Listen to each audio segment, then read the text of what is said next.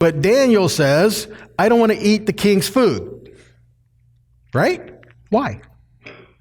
What was the issue? Let's take a look at it. In the third year of the reign of Jehoiakim, the king of Judah, came Nebuchadnezzar, the king of Babylon, to Jerusalem, and he besieged it. And the Lord gave Jehoiakim, the king of Judah, into his hand, with part of the vessels of the house of God, which he carried off into the land of Shinar, land of his God. And he brought the vessels into the treasure house of his God.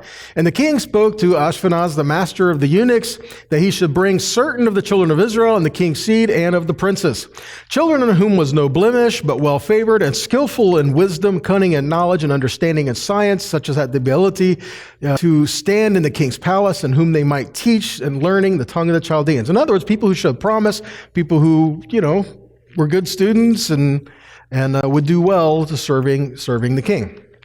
Okay, now look at this, verse 5. So the king appointed them, what? A daily provision of the king's what? Meat and wine, which he drank.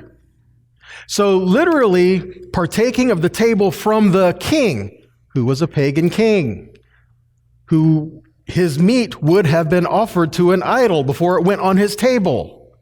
And the first of his wine would have been poured out to a deity before it was given to him. Because if it was just an issue about the meat, why not the wine either? See, so it was more about just the meat. So this was not about an issue of, are they eating pork or not? This is about an idolatry issue. Okay? So, they gave him the portion, so nourishing for 3 years, at the end thereof they might stand before the king. Now among those were the children of Judah, Daniel, Hananiah, Mishael, and Azariah. You guys might know them by their other names. These are the Hebrew names.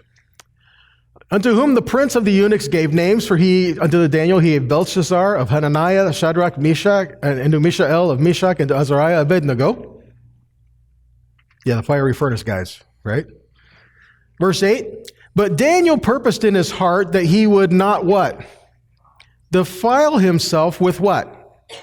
The portion of the king's meat, or with the wine which he drank. So if it was just about the meat, why the wine? Like I said, okay, these are kosher issues.